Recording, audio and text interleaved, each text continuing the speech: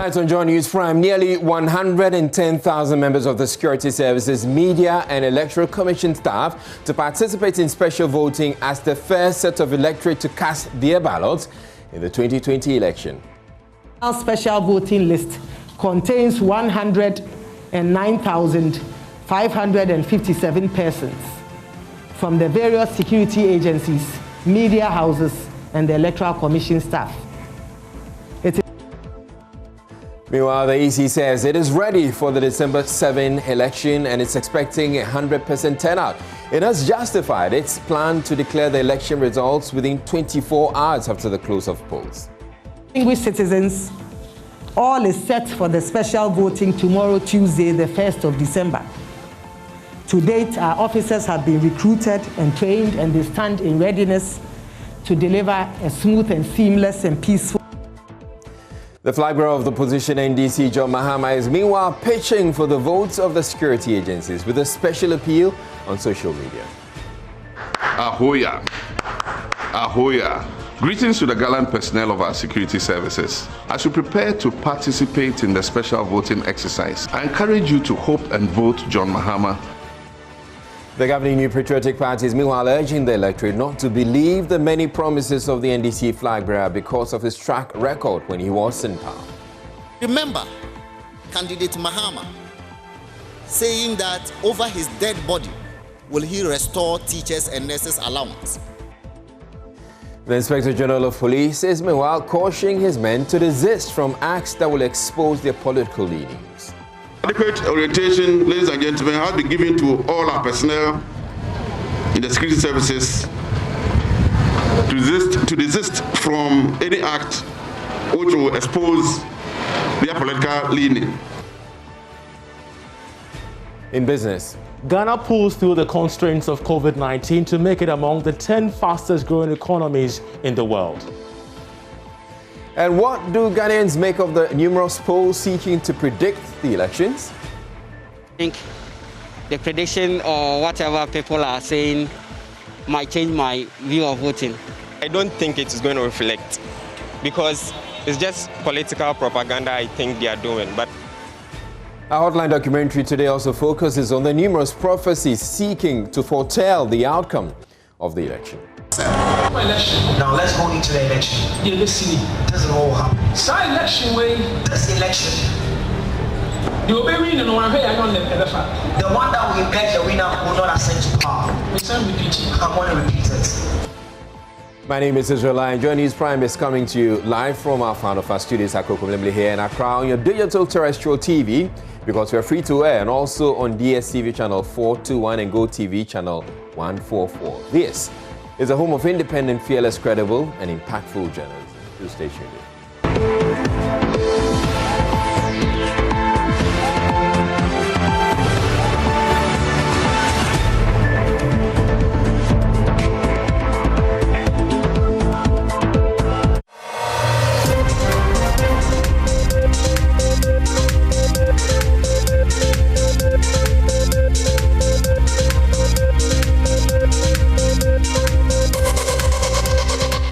Nearly 110,000 of the electorate expected to vote in the December 7 elections next week will be casting their ballots Tuesday, ahead of everyone else, in what is expected to be a live test of the Electoral Commission's systems in all 275 constituencies.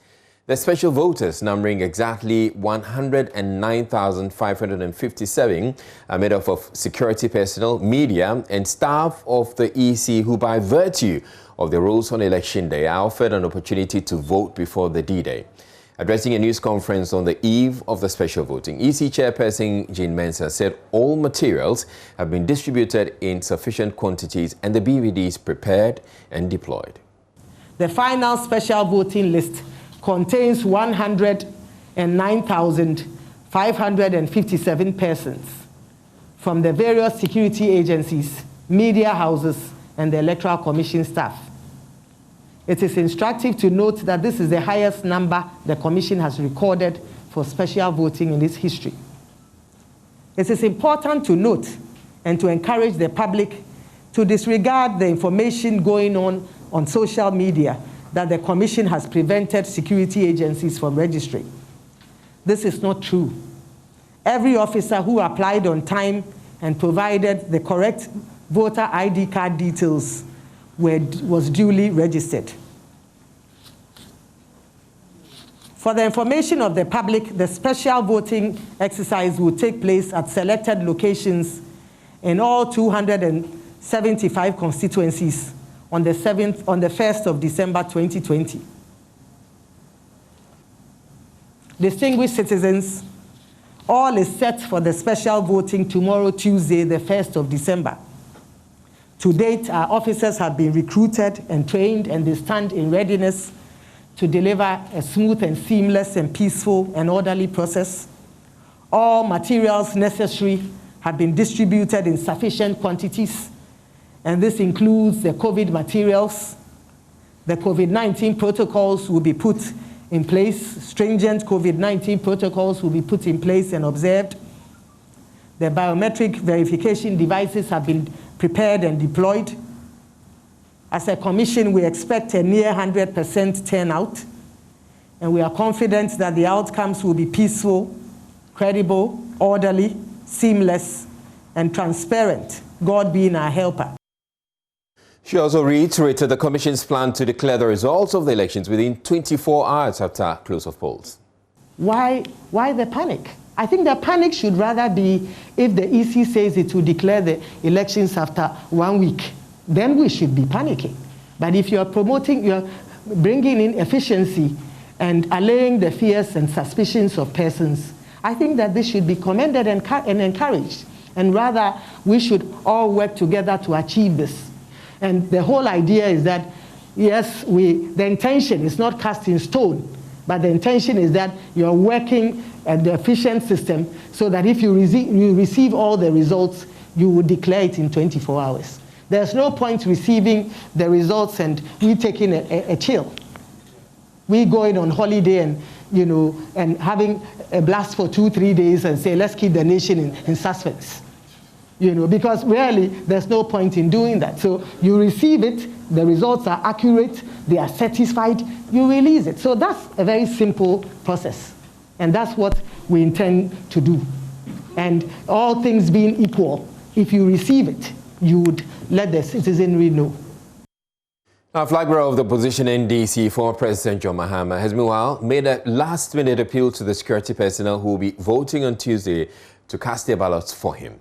The former president, who has accused the Akufo-Addo government of buying the votes of the police personnel with some monies paid into the account, promised to restore discipline and transparency in a post on Facebook. A member of parliament for Ningo Pram Sam George has also served notice he won't tolerate any national security operatives in his constituency on election day. According to him, he's picked up intelligence some national security personnel will be deployed to the constituency to cause confusion.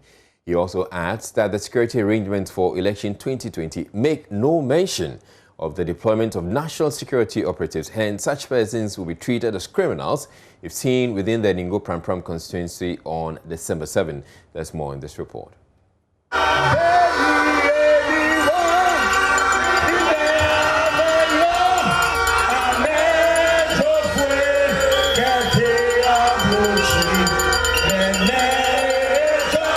Thousands of NDC loyalists and sympathizers of the party participated in a massive hard walk led by the Member of Parliament for Ningo Pram, Sam George.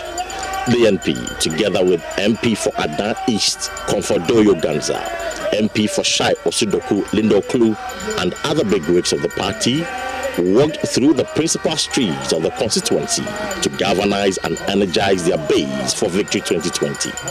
Speakers who took turns to address the crowd charged them to retain their respective MPs whilst ensuring the return of the party flag bearer John Mahama to power.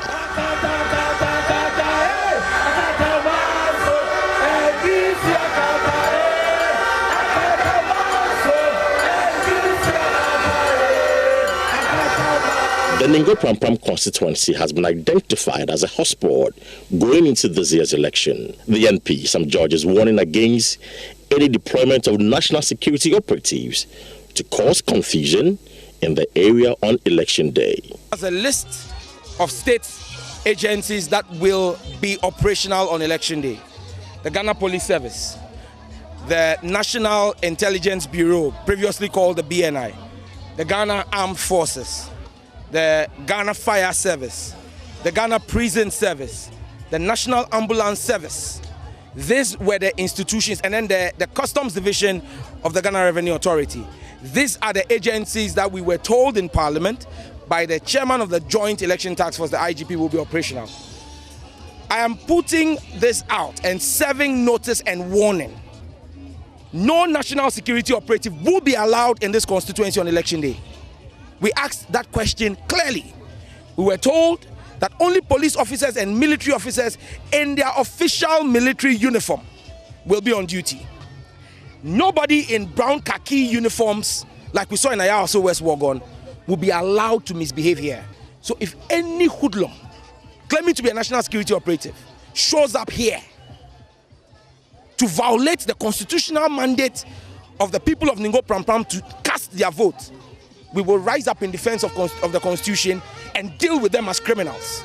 Speaking to the media after the health walk, he also charged the IGP to deploy more security personnel and not rely on national security personnel to ensure a peaceful process on December 7. The police has designated this place a hotspot.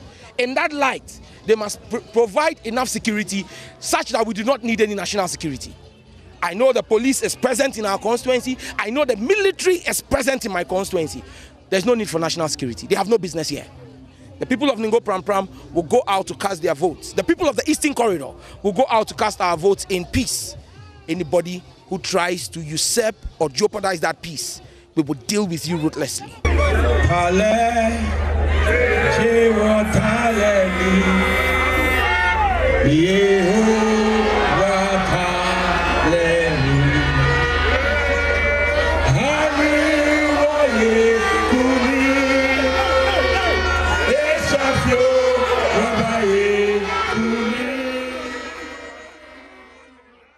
Meanwhile, the campaign team of the governing NPP says, based on research conducted across the country, the party will win the presidential election with a 10% margin. It has therefore alerted sympathizers of the party to be aware of what it describes as a grand scheme by the opposition NDC to create and circulate concocted videos on social media to create disaffection for their candidate and the party in the coming days.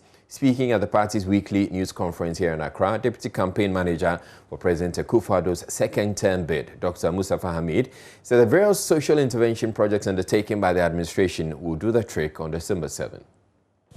I am sure you have seen many of the opinion polls that have been put out by all these organizations, Economics Intelligence Unit, Political Science Department of UG, Benefsin, all of these polls that are in the system. For want of a better term, I find it very shameful that the NDC would today claim that they are the authors of free senior high school. I saw something on social media where a young man said he went to senior high school in 2014 and he collected fees from his mother and father and paid the fees. Now, his mother and father are demanding the fees back from him, saying that John Mahama said that free SHS existed in 2014. So please go and bring the fees. It means you didn't really pay the fees. And so the young man is asking candidate Mahama to please go and plead on his behalf with his parents and say, I was only joking. I didn't bring free senior high school. Ladies and gentlemen, the matters that we are talking about are very important matters. They border on integrity. They border on leadership that is honest and that is truthful. For us, the Muslims, there's a profound Quranic chapter, Quran chapter 103, which says, by time man is in loss, except those who believe and do good works and exhort one another to truth and exhort one another to patience. Truth is a non-negotiable requirement of leadership. You cannot have a leader who says something today and says the opposite tomorrow, and says something today and says the opposite tomorrow. Flip-flop, wishy-washy, untruthful leader. If you have that kind of leader, you will have the mess that occurred in Ghana between 2009 and 2017. We remember candidate Mahama saying that over his dead body will he restore teachers and nurses allowance, that he would rather lose the election than restore these allowances. Today he says he will restore those allowances. We saw him say we should not implement free senior high school, quote, on the whimsical promise of a desperate politician, unquote. And today he says he will implement free senior high school. We saw him say he would do a $10 billion Hope City. That fell flat. Today he says he will do a $10 billion big push. What's the obsession with $10 billion? Now here, Dr. Mustafa Hamid warned, asking the party to be aware of what they describes as a grand scheme by the opposition NDC to create and circulate concocted videos on social media. I am sure you have seen many of the opinion polls that have been put out by all these organizations, Economics Intelligence Unit, Political Science Department of UG, Benefsin, all of these polls that are in the system. Apart from those polls, I mean, every serious political party does its own research periodically. And all the research that we have done this far shows that, says that we are winning the election by at least 10 percentage points. That's all. So we will win and we shall win, inshallah. That's one our research tells us. So we are confident. And we are confident about it, as I said, on the back of all the good things that we have done for this country in 4 years, the volume of work, the people who have been lifted out of desperation and destitution, and all the young people who have been given a ray of hope for their future based on the youth programs that Akufo-Addo has rolled out. All of those things are the reason the people are saying they are going to vote for us. Now, as regards what you call a banter between the president and the special prosecutor, I don't think that, first of all, there was a banter. He resigned. The president accepted his resignations. He sought to say certain things that the presidency refuted. And that's the end of the matter for us. For us, that is a non-issue. What is the issue is what we have done for the Ghanaian people, based on which we think the people are going to vote on December 7th. Well, President Akufo-Addo, with just 7 days to the election, is focusing his message on getting the electorate to vote, saying he expects a massive turnout to ensure a one-touch victory for the party. The president, who is currently in the Ashanti region to rejuvenate the base ahead of the election, said the party's target of winning 85% of the popular votes and all 47 seats in the region is on course. At Akomadang in the Ofenso North constituency, Nana Akufo-Addo said the country is in perfect hands and 4 more years will guarantee prosperity for all.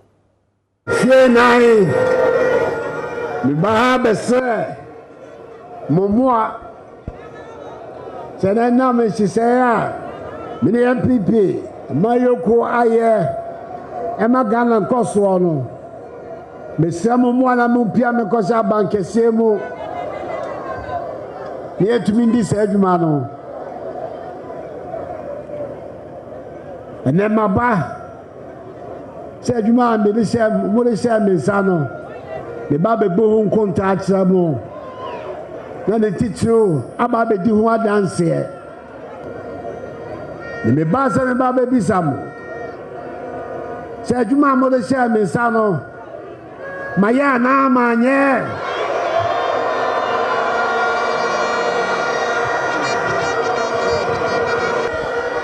Madam Baby Bisa Mose. adwuma na mo sɛ me nsa na sɛ mayɛ no asɔmani ana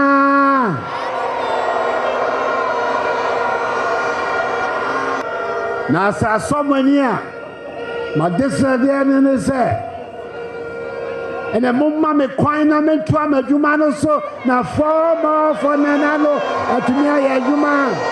It's my this idea chat on the say.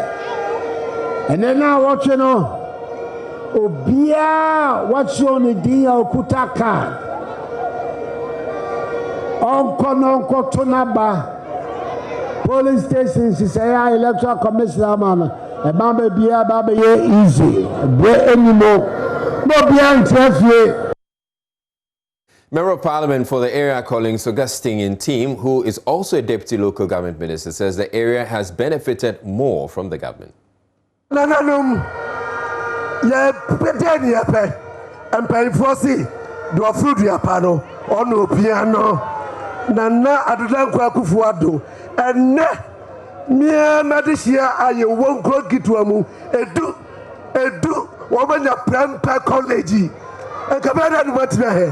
Wobebe animdifu edu Prepare College and yakumada ho uko amponsa krom uko takwayem uko fiano kara obma me basudare nana adodankwa akubuado ekurafuo ekunu awisia ekunu mabro bura and oma Prepare College bebre and nana adodankwa akubuado nti ehiafo ene asikafo yebepe enfie du pepe office nova Ghana nyina yenyira ebeya krachefo yenyira busia bia ebenya murabafo.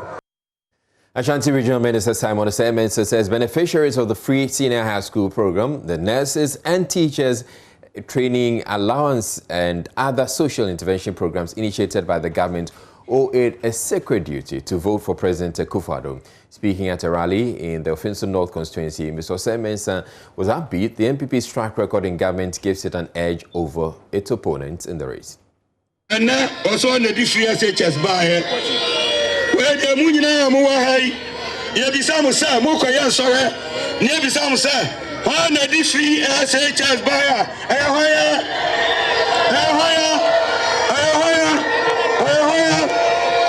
Nana Adodanka Akufo-Addo. Obia ni wa obetimi abadada obia ogana ha. So na di free SHS ba ye nya nim samu abuka ho afa ho advert do a mo ye free SHS enye nana Ghana man da wase Saudi free SHS abraya e man ni bi wa mo nyina be ko school kwa many anom media the American is Nyankopon say yankom na nkom no ohye no eno na ma na ado wo mo kobaloto no obada number 1 Nyankopon say we ni me doba we ni mesiesie no we no ni manim na mo fa mo kobo say no so media na dia tosu mienu Olaf John Dramani Mahama former president order number 2 na chese Mahama nim gwasia part 2 ana eba no.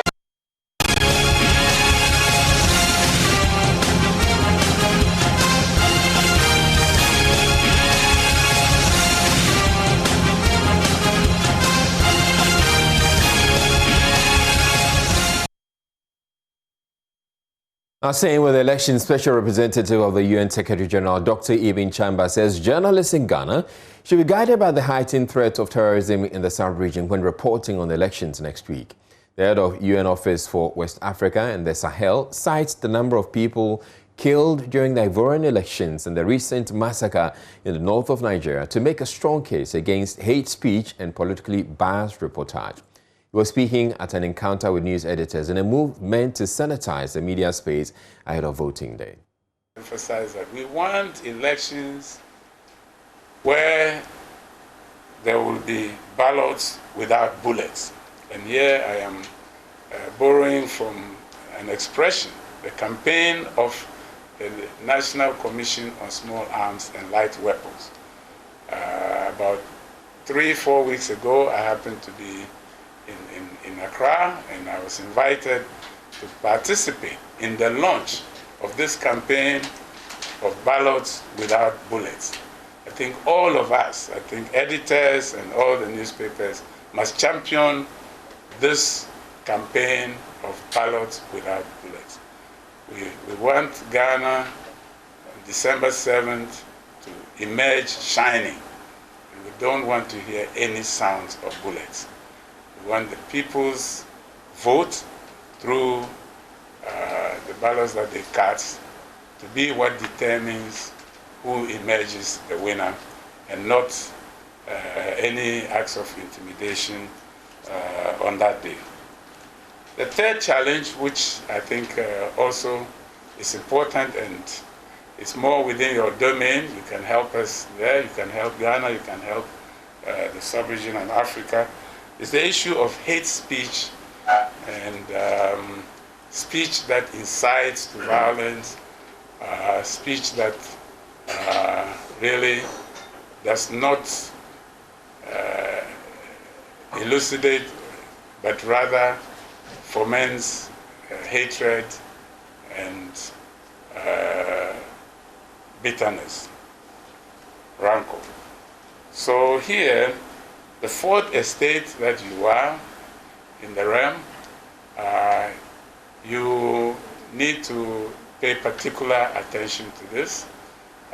Do not give voice to those who spread hate speech, whether they are politicians or civil society actors.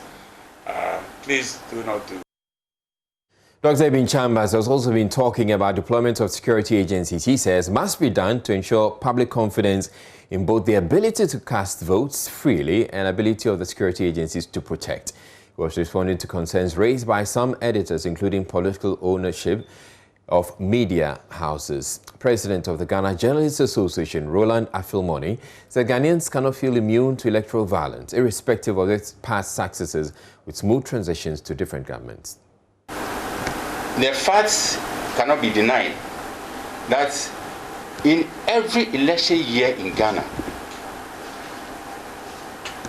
the threats of media-induced violence are always high. But for COVID-19 and the death of former President Rawlings, the tensions would have enveloped this country and might be teetering on the brink of something nasty. But COVID-19 and Rawlings' death again do not diminish the threats of media-induced violence. So the admonition by His Excellency Dr. Chambers should be taken seriously. Hate speech. And sometimes we love fiery soundbites. And some of our presenters, broadcasters, who are getting notoriety for promoting hate speech, we rather be calling for more fire. Language shapes behavior, and hostile communication can trigger violence. And Ghana is not immune from such danger if the media decide to side with such politicians who have renounced the use of reason and who have no love for country to push us on the brink of self-destruction. For our part, we have organized a cluster of training programs to sensitize the media to be mindful of the enormousness of the task ahead.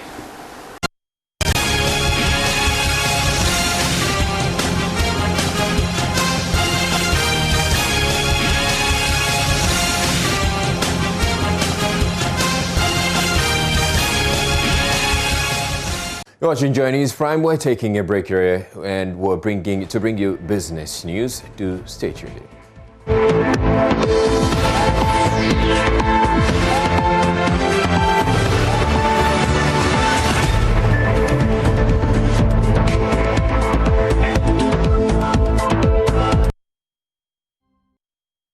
And it's time for business. I'm Charles Aite. Ghana will be among the 10 fastest growing economies in the world this year. That's according to the latest analytical report of economies around the world by Bloomberg. George Raffi has the rest of the story.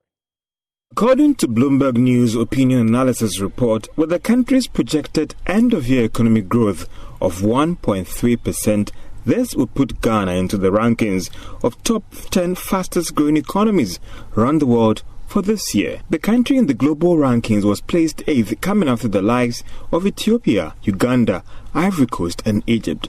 However, with the Bank of Ghana's latest focus of an end-of-year growth of 2.5%, that may even push Ghana into the third or fourth fastest-growing economy by the end of this year. Bloomberg and its analysis sought to establish how COVID-19 would impact on the growth of economies around the world for this year, especially African countries. It is in the report arguing that Ghana will be among 5 countries that will sustain this growth momentum for the next 3 years. The World Bank country director Pierre Laporte, in a recent interview with Joy Business, noted that despite COVID-19, Ghana will still end the year among the top best performing economies around the world. For some, this could signal more job openings or return to work for businesses that were forced to shut down because of COVID-19. Economic activities picking up could also impact positively on revenue mobilization, as well as attract more investment into the country and some prudent returns on existing manufacturing firms and enterprises in the country. Now, the governor of the Bank of Ghana, Dr. Ernest Addison, has indicated his outfit is prepared to introduce fresh measures to help contain expected COVID-19 shocks on the banking sector. This follows concerns that the full effects of the pandemic are yet to be realized, as well as fears of a second COVID-19 wave. But speaking at the 2020 annual dinner of the Chartered Institute of Bankers, Dr. Addison stated that the central bank is in a better position now to deal with the new challenge related to COVID-19. The economic impact of the pandemic may, in the longer run, show up in a higher loan-performing loan and some capital erosion of banks. The Bank of Ghana is putting greater focus on identifying the early warning signals and initiate prompt corrective action. Looking ahead, the Bank of Ghana will continue to strengthen all the regulatory measures implemented over the last 3.5 years to maintain confidence and safeguard financial stability. In the aftermath of the pandemic, we will have to follow a careful unwinding of counter-cyclical measures that we have implemented and allow the financial system to function without the regulatory forbearance. Now, today marked the last day of work for one of Ghana's longest-serving managing directors in the banking sector. At least he is called Alhassan Andani. Mr. Andani is credited for transforming Stanbic Bank, a bank that had only 2 branches in 2005 to about 40 branches today, and making it a Tier 1 bank. His legacy will forever be remembered because of the significant impact he had made on the growth of the Pan-African Bank. Communications manager Kojolabi tells Joy Business that Stanbic Bank Ghana's achievement cannot be written without Mr. Andani's influential and decisive role in its growth during the last 15 years. And for that, we say a big congratulations to Alhassan Andani on his various endeavors, aside, having to have this particular sphere of duty. That's how we wrap up this edition of Business. We are back after 8. I'm Charles Aite. Sports is up next.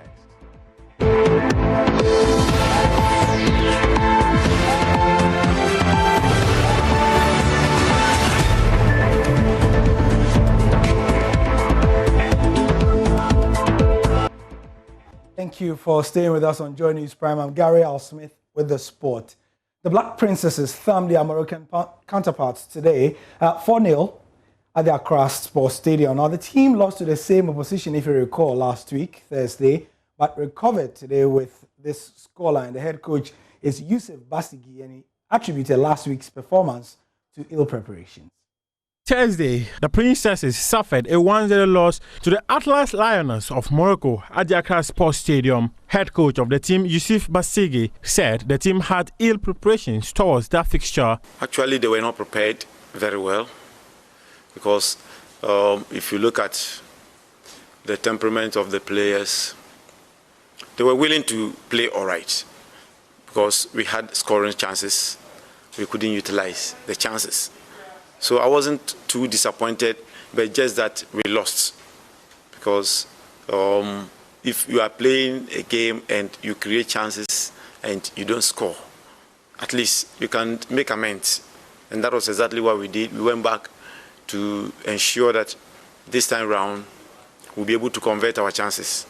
And we really did. Mukarama Abdullah is keeper of the side who had a blunt performance last week Thursday, showed up with 2 goals. She says they were psyched up for the game after that disappointing defeat to the Atlas Lioness last week. We have sacked ourselves and motivate ourselves to play according to the coach philosophy and listen to the coach and the technical team.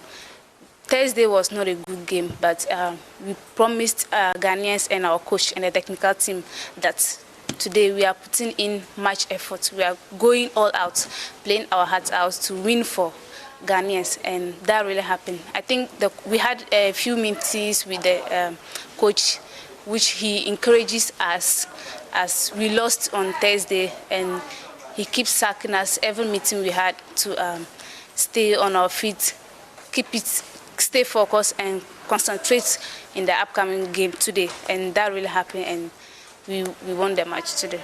The Princesses have broken camp after the 4-1 aggregate victory over Morocco. Their return date is indefinite. Lucky Ananin Ayisa is the winner of the 2020 Goldfields PGA Championship, which came off at the Damine Golf Course at the weekend. Joy Sports Asari Bediako has the rest of the details.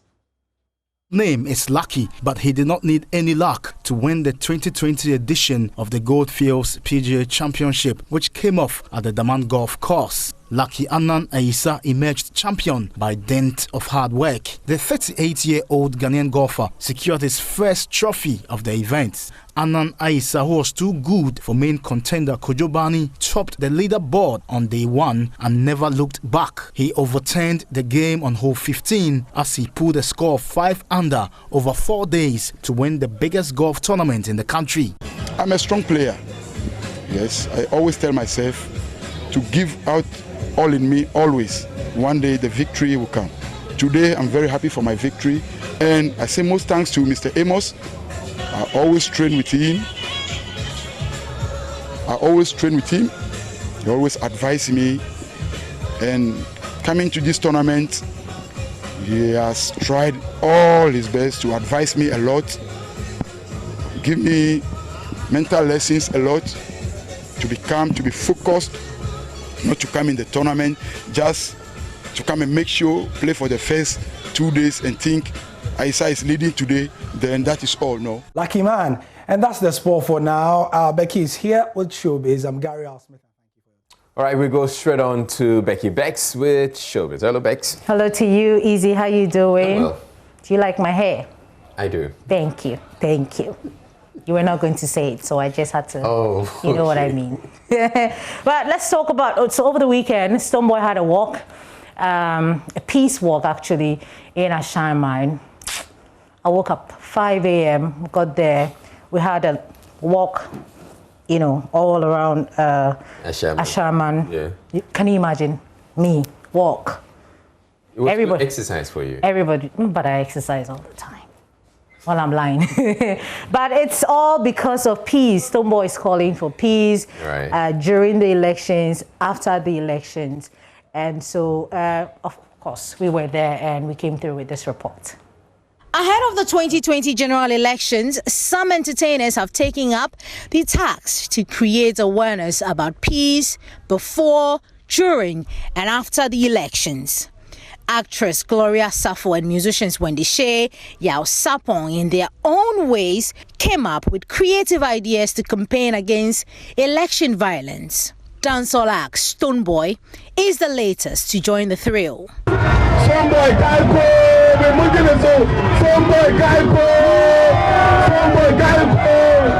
Thousands of fans joined the musician Walk for Peace on major streets of Ashaiman, a suburb of Accra, to drum home the message of peace and unity. Super grateful to the Most High God for making this happen. Joynews, Joy TV, thank you very much. Look at how we brought both political parties together and the people of Ashaiman, the biggest city in Accra. the city that holds numbers. You know, big up. And it's very important that some of us who have opinions and speak for the people have to stand for peace. Okay, serious business. So Shelley Ayoko Botri. Yeah. So I think it's on Friday. She said something to John Dumelo. She said that Parliament is for serious people. Van Veka, Lydia Forsen, they're not happy about the comment. I don't know why people think that entertainers are not. I really don't know. What do you think is the problem? I mean, if she really said that, I mean, it's not a fair comment to make, because there are people who are in showbiz who are really serious people. Yeah. So Van Veka and Lydia Forsen, they have the same view as you. Easy. This puts me in a very disconsolate position. I feel unhappy hearing that. Because I think actors are very serious people. I mean, if we actors, musicians, we're serious people. If we have to go in the studio to sing a song, or if we have to go and act in front of the cameras, does that make us any less serious? Does that, by extension, make us uneducated? Yeah. Does that, by extension, make us people who cannot come up with policies? Or does that make us people who don't have common sense? All right. Yeah, that's actor Van Veka there. Okay. We didn't play the Lydia Forsen because we have to go. Yeah. For those of you watching on Joy Prime, Joy News will continue, right? Yeah. We have more news on the Joynews channel. Do stay tuned.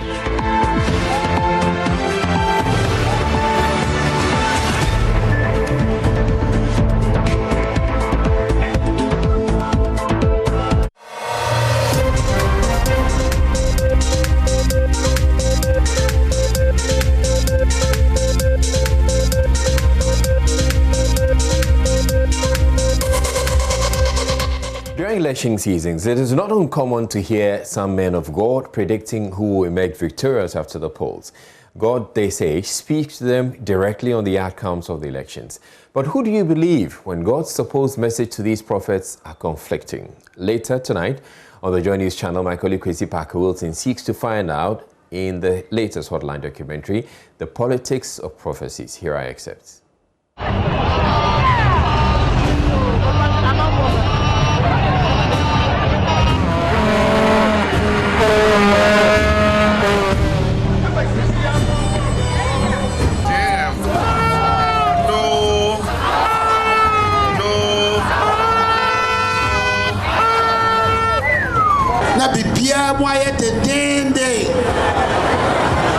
You use school fees to be electricity, no, they are can Now let's go into the election. Yeah, let's see. Doesn't all happen. Side election way. This election. The one that will get the winner will not ascend to power. I want to repeat it. If some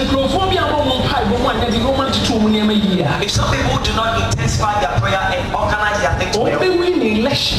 They win the election anyway. But they are not going to ascend to power. I'm the flag bearer of the major opposition party in Ghana. Who is Kufo? Is my younger brother. He's after me. I said, go and tell him that he's going to be the president. The current president, which is JJ, is going to leave the keys of the nation to him. He looked at me for some time, smiled, and said, I don't see it that way. I can see 3 different elections ahead of you, and that the results are going to be declared in January. Nobody can convince me that the hand of God was not in those elections. Nobody. Na me unsa ego kese bi esi o man Ghana so na me President John Evans Atanos na me unsa no gina baabi kasa bebren na me unsa ego no etuye na me unsa NDC MPs bebren elusu o mse Ghana for binti mo jambo ne di mo jambo so. I was one of those people. I just knew another will come to power. He will win. He'll be the president. And so when NPP people come to me, I said, oh, Nana Addo will win. The NDC man will win. Others say the MPP man will win. And then the ordinary man now tells us that, Bishop, is God confused? You don't have to wait for long. The Politics of Prophecies shows in about 15 minutes right here on the Joynews channel, right after the bulletin. Now, with exactly 1 week to this week's presidential and parliamentary elections, there's been a number of researches, polls and surveys that have sought to project the outcome. These researchers have predicted very interesting outcomes, with a number of them forecasting victory for President Akufo-Addo and some projecting a presidential rerun. My colleague Kweku Asante has more in the following report. In October this year, the Ghana Center for Democratic Development published its pre-election survey, which sampled 2,400 Ghanaian adults. According to the survey, nearly 9 in 10 of the respondents indicated their readiness to vote in the upcoming election, signaling a potentially high voter turnout. Although this survey fell short on predicting a winner for the upcoming polls, it gave signals. According to CDD, the governing NPP rates higher in public confidence than the NDC with a 15-point lead. Shortly after that, pollster and editor of the Daily Dispatch newspaper, Ben Efson, projected President Akufo-Addo will win a second term with 52.6%, as against John Mahame's 45.7%. Although Mr. Efson has not published his full methodology and other variables of his research yet, he indicated the respondents were sampled from the Greater Accra, Central and Western regions. Only last week, the University of Ghana's Political Science Department released its survey, whose outcome generated huge controversy. The survey, in which 11,949 respondents were interviewed, said the NPP's presidential candidate will win with a 51.7% lead. John Mahama is expected to follow with 40.4% of the votes. What surprised many was the revelation that Ghana Union Movement will place third. So some Ghanaians have been sharing their opinions on these researches and whether they capture their sentiments as voters and if they will affect how they vote. The prediction or whatever people are saying might change my view of voting.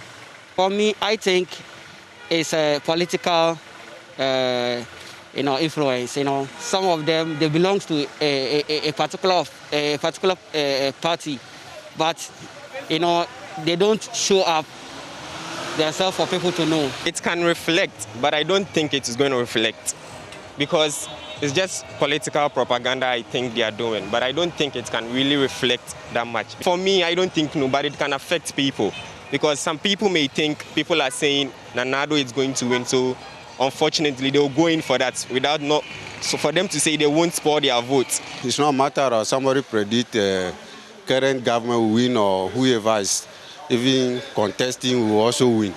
Until the vote comes, I don't even follow that issue they are talking about. It will never, because I know where I'm standing. If I'm going to vote, even from the day one from January, I know this is election year, I know where I'll go and vote. Some of them are not objective enough, right? And because their objectivity cannot be ascertained, I don't trust in them so much. As the prediction they have come out is going to reflect, simply because the plans on the ground is good. I get that this government have done a lot.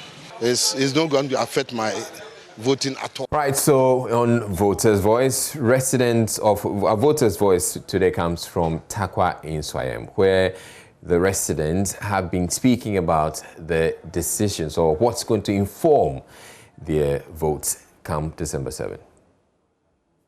Because of free education. Last 4 years, I am NDC. But this year, last year, my daughter go to school free, everything free. That's why I vote for Akufo-Addo because of free education. Boni Bay natakwa yedi aya Ghana. Boni Bay natakwa yedi aya Ghana. Wo hwe sene atakwa yesika some the whole Ghana. Yedim se atakwa ni yetua tax ankasa. Takwa so dey produce majority of gold. They yatakwa ha na development bi because this year we have decided to change the government. This year is year of change. Yeah, you ready? This year we will sacrifice our life for Takwa. I will vote for Nana Akufo-Addo. Oh, I think when we give him the 4 years I think he will do more for us. It's about corruption. That's going to influence on my vote. The way the Akufo-Addo government, the Japan, the PDS, whatever, I'm not happy about it. So if I'm going to vote against them, I'll vote for John Mahama. Well, in all of this, though, the Inspector General of Police has served notice to its officers to desist from acts that would expose their political leanings or impair their judgment as the country goes to the polls on December 7. According to the IGP, their officers have been briefed and oriented to remain professional, impartial, and stay committed to their constitutionally mandated tasks. The IGP sounded the note of caution at the commissioning of 2 police stations at Winneba to help fight crime. Richard Kojonyako has more in the following report. The Inspector General of Police, James Opombuenu, asked the police to consistently demonstrate fairness, impartiality, and also respect the civil liberties and human rights of Ghanaians. He asked them to eschew corrupt practices to eliminate the bad perception and the incessant backlash the service suffers from the public in order to gain public confidence. James Opombuenu served notice to the police as we head to the polls in barely a week. Adequate orientation, ladies and gentlemen, has been given to all our personnel in the security services to desist from any act which will expose their political leaning or which might impair their professional judgment. We have briefed the officers to remain professional, impartial, and be committed to their constitutionally mandated task. Right, we're taking a break here on Joynews Prime to bring you business news. Stay tuned in.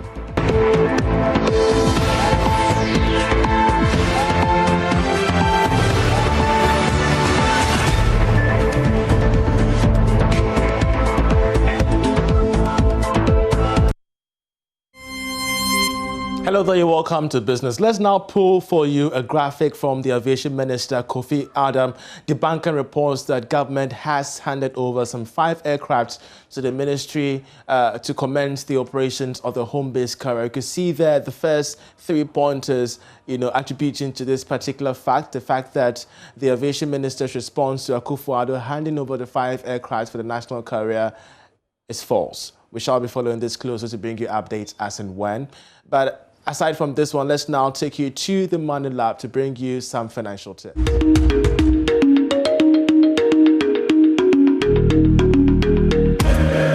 On Moneylab today, we want to get into understanding investment products. It's important to understand your investment product so you know where you are putting your money and why you are putting the money there and the kind of returns you must expect when you do. Now, in the investment world, we have short, medium, and long-term durations, and the products mimic the durations. So products that fall in the short term, which is a year or less, include treasury bills, fixed income instruments, and treasury notes. Treasury bill is simply an investment instrument that is called a debt instrument. You lend to government and the government pays you a return. It is usually a return that is above slightly inflation. The medium-term products include mutual funds, which are funds that are collective pools of contributions that invest in a number of instruments. They also pay above the treasury bills. And then ultimately long-term, which are shares, equities, or stocks. They are also listed on the stock market and they pay capital gains and dividends.